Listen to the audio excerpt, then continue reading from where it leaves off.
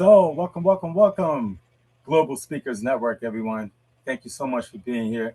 My name is Otis D. Gore. I'm going to tell you one thing. I was doing a podcast not too long ago, right?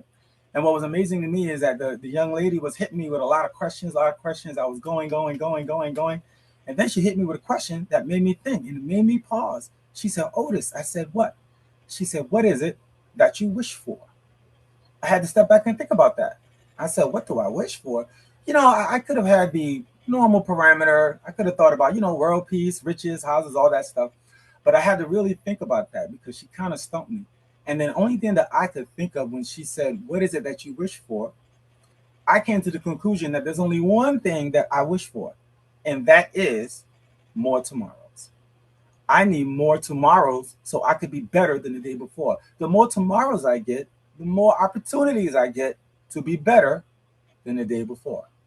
My name is Otis D. Gore. I am out of New York City. I am a coach, a speaker. I am also a real estate broker.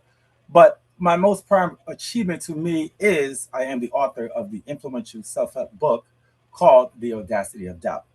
Now, I wrote this book because as me going along my journeys as a sales trainer and a coach, I've trained and coached a lot of agents, a lot of salespeople and everything. And the one common question that always came up for me was I don't have the knowledge or the courage to know what it is that I really want. Can I become a great salesman? I don't know. I think I can do it, but I'm not sure. There was always a lot of doubt in people's ears. It is always in your mind, right? So I thought to myself, you know what?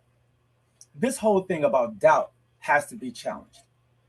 So I used to tell my salesman that what the only thing that doubt is the greatest salesman in the world. Doubt is the greatest salesman in the world because what it does to all of us is what gets up in our mind, in our heads every day that we get up and try to sell us on the fact that we ain't good enough, that we ain't good, that we can't do it, that don't you dare try to be great. That's what doubt does. Doubt and fear. The reason why we're doubtful and with fear is because we don't know what's on the other side of that. But here's the key. That should be the reason why you do it in the first place. Now, I come from a place where there was no hope. There was a lot of disenfranchisement. It's called the Bronx, New York. And when I was coming up, there was a different place than what it is now. Now, when people hear the Bronx, even today, they're like, oh, Lord, the Bronx. I get that. But when I was coming up in the Bronx, there was a lot of abandoned buildings. There was a lot of burned out buildings. There was a lot of crime. There was a lot of open sand lots, open lots from buildings that were torn down. There was no hope. There was nothing outside of that area that told me that I could be great, that I could do something else. But you know what I did have? I had an imagination. Me and my brothers and my sister had an imagination, and we had a great mom. And my mom always pushed us forward to let us know that you have to have an unlimited mindset to go out and be successful. My name is OTIS, Otis, and even my logo stands for Optimistic Thoughts Inspire Success. So let's talk about mindset. So I had to come out of a place that really didn't tell me that I was good, that really didn't show me anything else except for disenfranchisement, except for heartache, except for hurt. But if you do me a favor, just look at my shirt. See what it says? It says limitless. And limitless means everything that you need to do. So the adjective for limitless is infinite possibilities come to those who believe. I'll say that again. Infinite possibilities come to those who believe. So you got to ask yourself, what do I believe? What do you believe? Now, when I break down belief, I break it down in three ways. So I would say intrigue, belief, and true belief. See, we're intrigued by a lot of things in our life. We see a lot of things every day that we like, hey, that's cool. I like that. I like that. That's nice. Hey, cool. But not enough to make us take a step towards that. Then we have a belief that we see. We say, hey, I think I could do that. I believe I could do that. So now we're about to take some steps to go towards that thing that we saw, that we believe that we can achieve. And then once the adversity starts to hit us, now we start to step back and say, hey, do I really want it? Is that what I want? I don't know. Maybe I think of something else. Right? And then there's that third thing that everybody got to understand what it is. It is once in a lifetime, once or twice you'll see it. It's called a true belief. That means that's that thing that you are going to go for no matter what your friends tell you, your parents, your teachers, anybody. But no matter what they tell you, you're going to do it. The great Les Brown said it best when he said, you get knocked down, you look up, you see the ceiling, you get up. You cannot have a comeback unless you have a setback. The great Les Brown said that. That's not mine. I give him credit. I love Les Brown. But I will say this. Your belief is what you feel that you can actually achieve. When you want to really believe that you could obtain something, you're not going to let nothing stop you. When you see a horse and they're in a race, they have these blinders on like this. That's the reason why they keep it on, so they can stay focused, full straight ahead. Because if those blinders are off, you're looking back and forth and side to side, they're getting disbobulated and they can't finish the race because they're confused.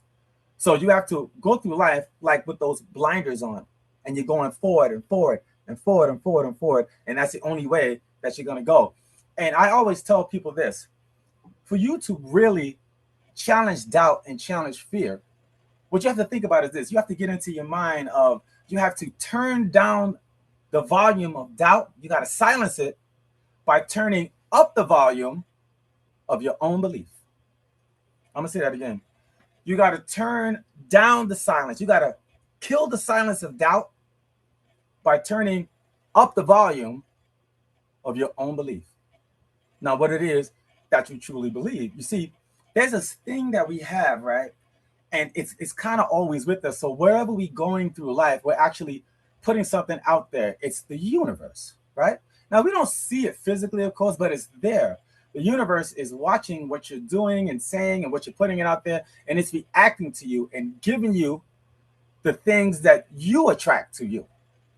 So I always tell people that when you think of the universe, right, you have to think of it as the greatest creation in the universe is the human being. That's what the greatest creation of the universe is. You know, Miles Monroe said it best when he said, a lion can only be a lion. A tiger can be a tiger. A deer can be a deer. Animals, they only can be what they were born to be. That is it. But we can change. We can become what we truly believe that we can become. As long as we have the will and the dedication to actually go for what it is that we want. There's a portion in my book called Living in Your Settlement, right? And what I mean by that is we always set out to do something in our lives. When we're kids, we're very optimistic when we're kids. You know, there's a lot going on and we want to be, you know, Michael Jordan. We want to be all this stuff. But then life starts to happen and then we start to gravitate towards what it is that we kind of believe we can do or we can't believe we can do. Okay? So sometimes what happens is we go towards something and then life happens and then we kind of fall into something else, which might not be that bad. We got a roof over our head, you know, we got a car, we're making money. So we kind of settle in that settlement because things are not that bad. But then what about that dream you had? You know, what about that thought process? What about that goal you was trying to reach? What about that? That gets a back burner because unfortunately life happens. That is the reason why you have to stay focused and try to find that thing that you truly believe that you can achieve. Not that you're intrigued by, not that you believe, but true belief. There is a major, major difference. You see, when I talk about the universe, I talk about us as people, right? We're tangible people. We're humans, right? And the whole thing about it is being human is we are actual spiritual beings. We're energy. We're spiritual beings. We just happen to be living a human experience right now. That's what we're doing. I'll say that again. We are spiritual beings. We're spiritual, all of us, an energy going across this earth, tangibly, physically, but we're just living a human experience. When you live a human experience, you are living in the physical. So that means you can hear, you can taste, you can touch, you can see, you can smell, but most of all, you can think, and you can make decisions, and you can make choices. I was listening to this gentleman. He's a young poet from England, and his name was Dante. And I was listening to his poem, and I was like, yeah, okay, the young blood is good. But he said something at the end of that talk that stuck with me. He said, when we are born, we look like our parents, but when we die, we look like our choices. Get that, right? He said, when we are born, we look like our parents. However, when we die, we look like our choices. That statement stuck with me when I heard Dante said that. And the reason why I'm mentioning that to you is because that is a true statement. That is a true quote. The great Zig Ziglar actually said once, Zig Ziglar is a great motivational speaker for years and years and years. He said, when we are born, our potential goes ahead of us. So now our life journey becomes, we got to catch up to ourselves. We got to try to reach our potential.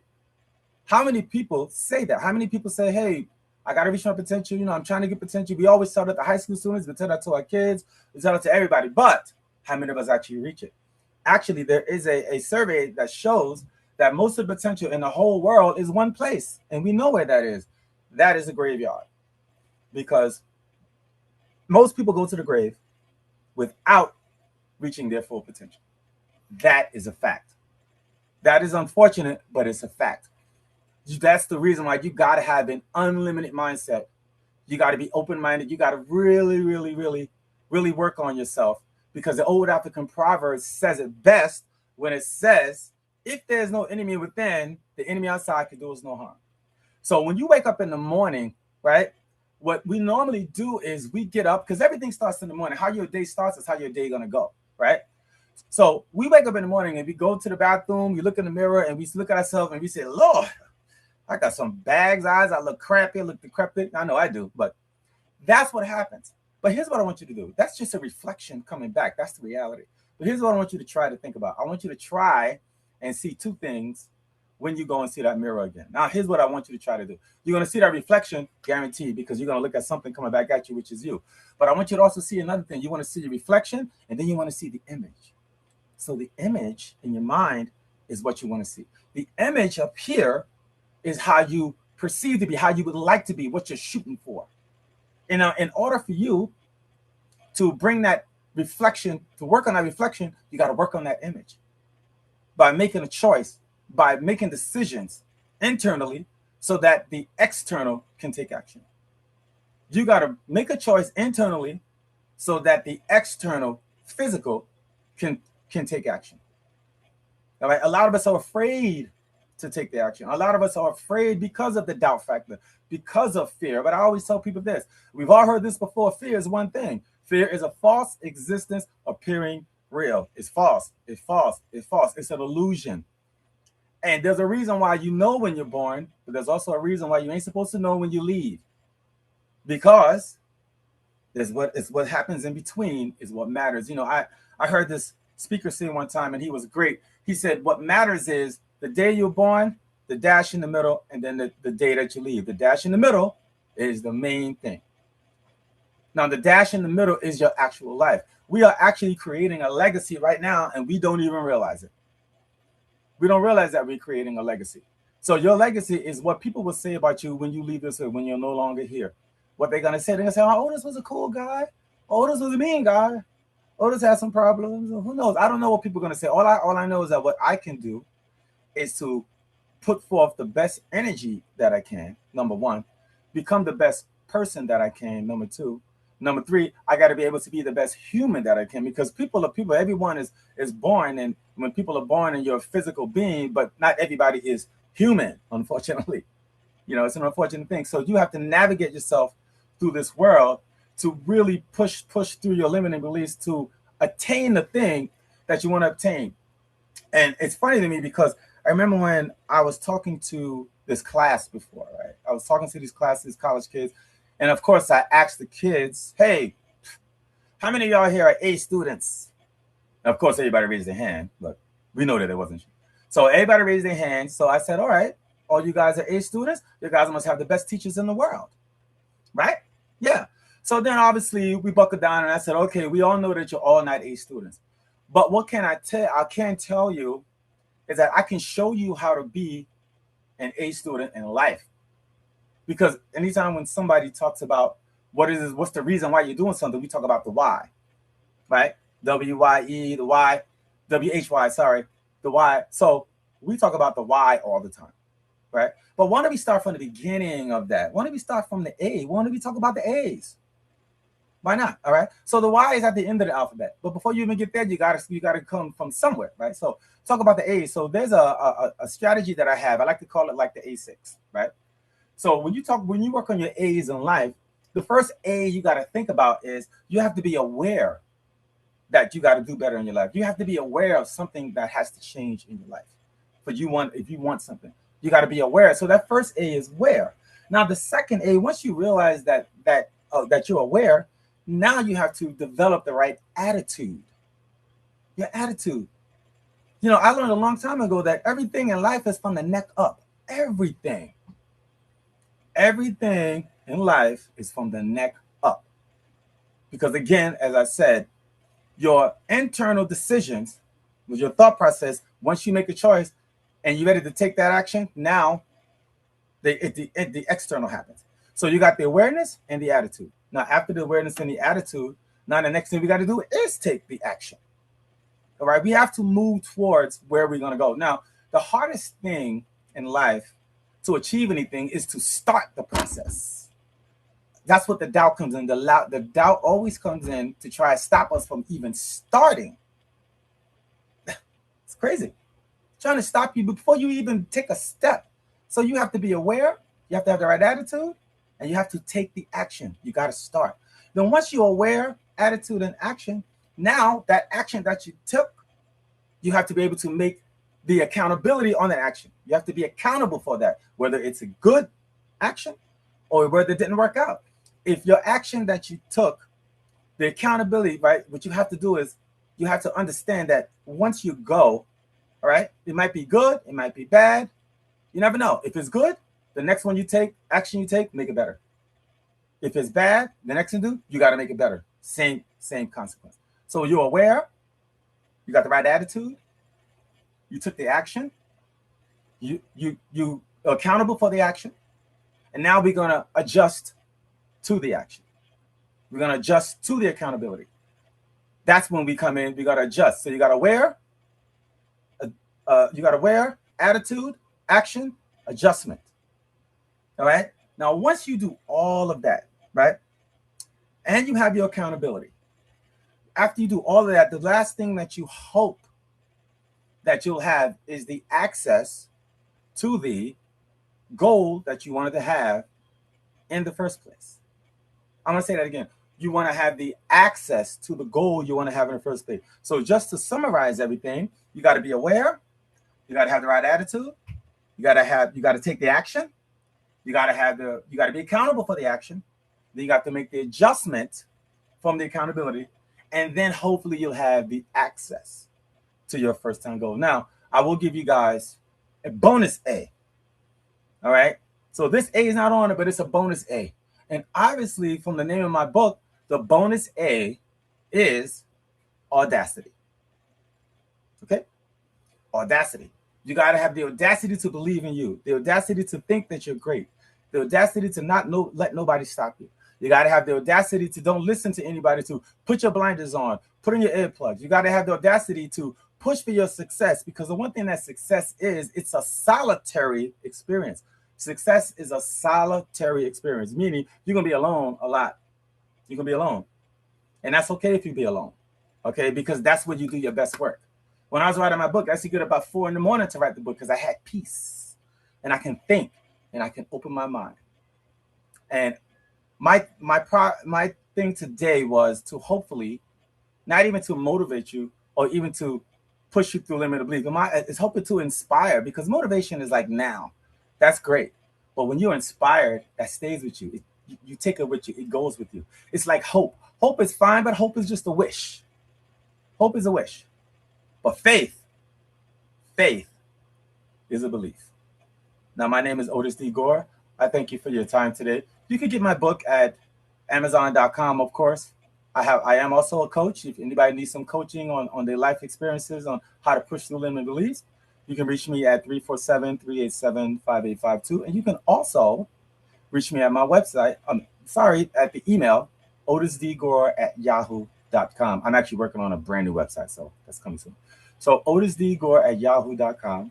And remember, my name is OTIS. So that stands for Optimistic Thoughts Inspire Success.